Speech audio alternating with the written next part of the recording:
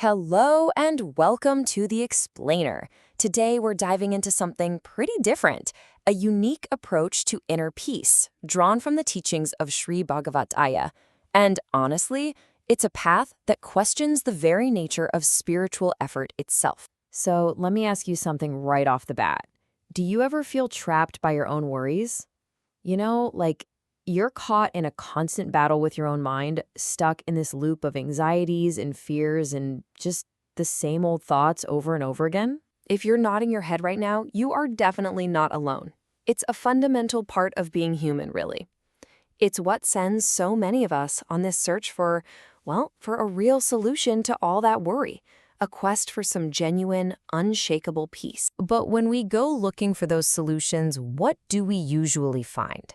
For most of us, the answer always seems to be about more effort, more discipline. Let's look at the paths we normally take. So on one side, you've got the common path. This is the one we all know. Rigorous practice, tons of action, and a whole lot of effort. It's all about trying to control the mind, to tame it. But then there's this different path, a path that suggests something pretty radical. What if, instead of trying to control the mind, we just let it be? What if the key was simple observation and understanding? And this idea is captured perfectly in this pretty provocative title from one of Sri Bhagavatha Ayya's books. Give up meditation. Get enlightenment. I mean, that's a statement that just challenges everything we think we know about spiritual practice, right? It invites us to look at this whole thing from a completely different angle. So yeah, a path of less effort. How could doing less possibly lead to more freedom? Let's dive into that. Okay, so the entire philosophy really hinges on one powerful concept, purithal. It's a Tamil word, and it translates to understanding or realization. But we're not talking about intellectual knowledge here, like memorizing facts for a test. This is a much deeper kind of seeing, an immediate, non-judgmental recognition of reality, exactly as it is. This quote just gets right to the heart of it. The teachings suggest the problem isn't the external event. It's not even the worry itself. The real problem is our mind getting all tangled up with that worry. So the solution isn't getting rid of problems.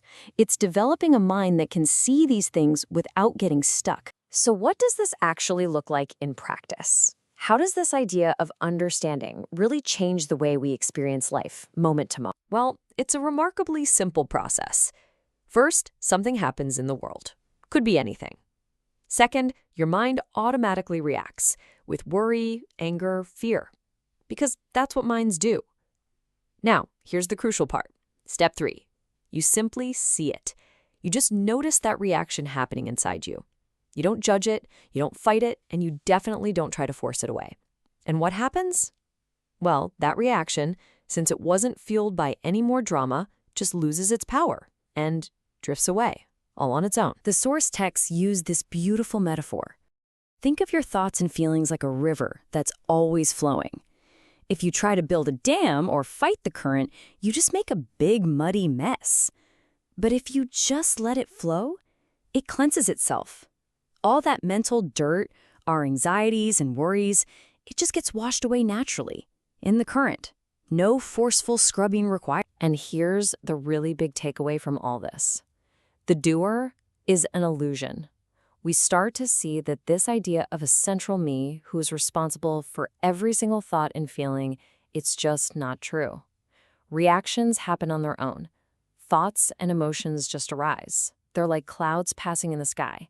And when you stop claiming ownership of every single cloud, you realize you're not responsible for the weather. When you start to practice this kind of observation, it leads to a state that the texts describe as the mind being in a free flow. This is often called a state of choiceless awareness. Now, that doesn't mean you can't choose what to have for breakfast. What it means is that you're no longer forced into that constant, exhausting internal choice of having to fight your own moment-to-moment experience.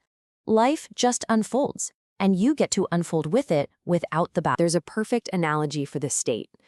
It's like the mind becomes a grown-up child. It matures. It can still feel strong emotions, of course, but it doesn't cling to them stubbornly anymore.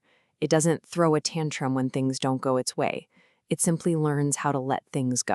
Now, if any of this has sparked your curiosity, You might be wondering where to learn more.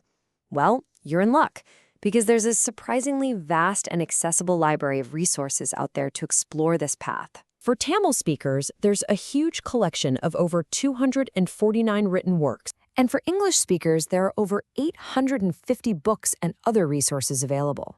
It's a massive library. And if you'd rather watch and listen, there are more than 159 videos, including talks and detailed Q&A sessions. The main point here is just how accessible all of this is. It doesn't matter if you speak Tamil or English, or if you prefer to read, watch, or listen. The teachings are there for you in multiple formats, from books and video books to audiobooks and Q&A sessions. And all of this really brings us to one final big question to leave you with. What if this inner freedom that we're all looking for isn't some far-off destination at the end of a long, hard road of effort? What if it's not something you have to achieve at all?